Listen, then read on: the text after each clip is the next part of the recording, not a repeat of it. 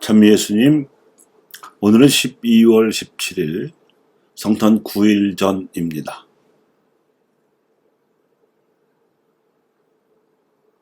오늘 독서와 복음의 말씀은 하나님의 아들이라는 신성을 지니신 메시아께서 이스라엘의 다윗 가문에서 태어나셔야 했던 역사적인 사정을 알려줍니다.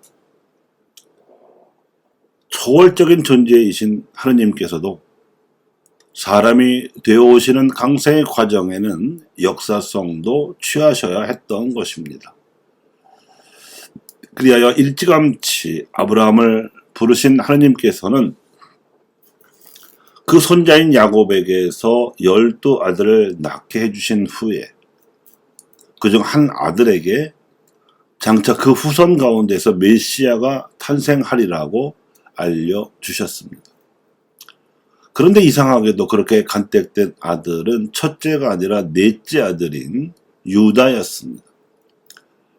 첫째인 루벤은 폐륜을 저질러서, 그리고 둘째와 셋째인 시몬과 레위는 포악해서 탈락하는 바람에 그렇게 된 겁니다. 과연 12지파 중에서 유다의 지파가 임금을 배출합니다. 처음으로 왕국을 세운 후에 사무엘 예언자가 통일 왕국의 첫 임금으로 기름을 부은 이는 베냐민 지파의 사울이었는데도 그가 자신의 아들에게 왕위를 물려주지 못하고 다윗이 왕위를 물려받았기 때문입니다. 사울의 탈락과 다윗의 발탁은 사울의 죄과와 다윗의 탁월함 때문에 일어난 지극히 우연적인 일이었는데, 신기하게도 유다에 대한 야곱의 축복 예언이 맞아 떨어진 것입니다. 그리고 시대가 흘러서 다윗의 후손이었던 요셉이 전혀 왕손답지 않게 갈릴리아의 작은 마을 나자렛에서 목수일을 하며 가난하고도 초라하게 살아가고 있었습니다.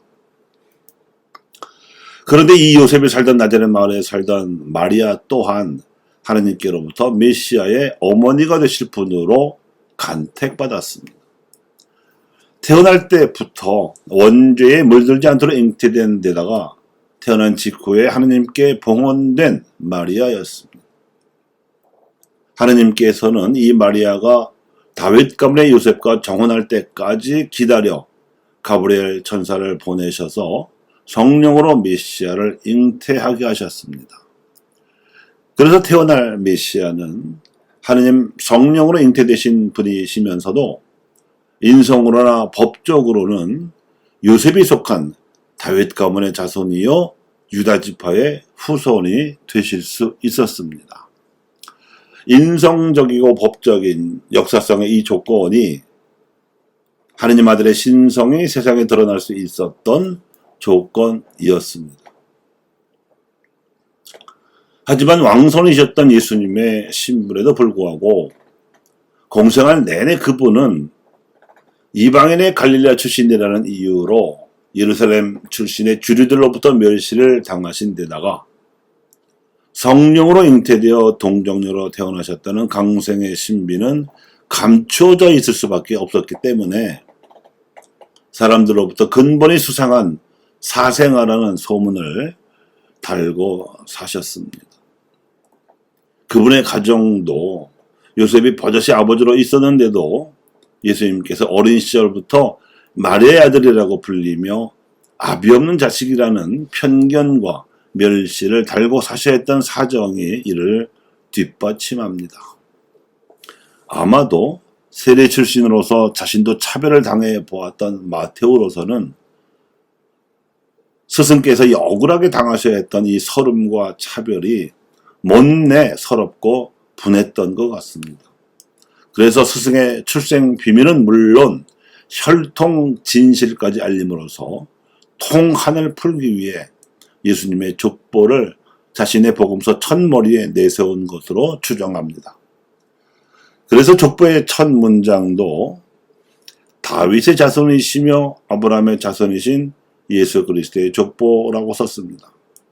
혈통상으로는 선조인 아브라함의 지위보다 더 후손인 다윗의 지위를 더 강조한 것입니다. 또 이 족보의 끝에 마테오는 이 모든 세대의 수는 아브라함부터 다윗까지가 14대이고 다윗부터 바빌론 유배까지가 14대이며 바빌론 유배부터 그리스도까지가 14대라고 덧붙였습니다. 전체 세대의 수를 합산하여 42세대라고 소개하지 않고 번거롭게 셋으로 나누어 소개한 이유는 유다인들의 운명이 14세대마다 바뀌었기 때문입니다.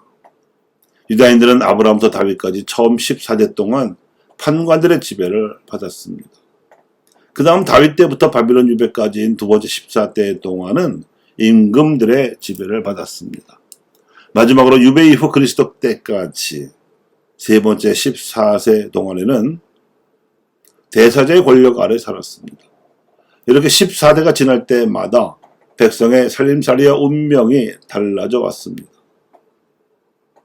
이제 유배 때부터 그리스도까지 새로운 14대가 찼으므로 그리스도 이후 백성의 살림살이 정도가 아니라 그들의 구원 운명이 결정될 판이었는데 이스라엘 역사를 14대씩으로 나눈 족보의 마지막 진술은 이제까지 지배자 역할을 모두 합쳐서 예수님께서 판관과 임금과 대사자 역할까지 도맡으실 메시아이심을 암시합니다. 예수님의 족보를 소개하는 성경 본문에서 우리가 얻을 수 있는 묵상거리는 제법 많습니다. 적어도 우리가 일생에서 겪는 사건들, 우연인 듯 필연인 듯 이루어지는 만남들과 인간관계들, 이 모두가 비록 하잘것없어 보일 수도 있고 의미 없어 보일 수 있으나 실상은 하느님께서 신성을 지니시고 우리의 인성 그리고 역사 안으로 들어오시는 우리의 성탄을 위해서는 꼭 필요한 조건들이라는 깨달음을 얻을 수 있는 것도 좋은 묵상거리입니다. 하나님께서 허락하시지 않는 일은 일어나지 않기 때문에 일단 일어난 모든 일은 우리가 그 의미를 찾아내야 할 대상입니다. 의미를 식별하느냐 못하느냐에 따라서 굳은 일도 좋게 바꿔질 수도 있을 것이고 좋을 뻔한 일도 아예 없던 일이 되어버릴 수도 있을 것입니다. 감사합니다.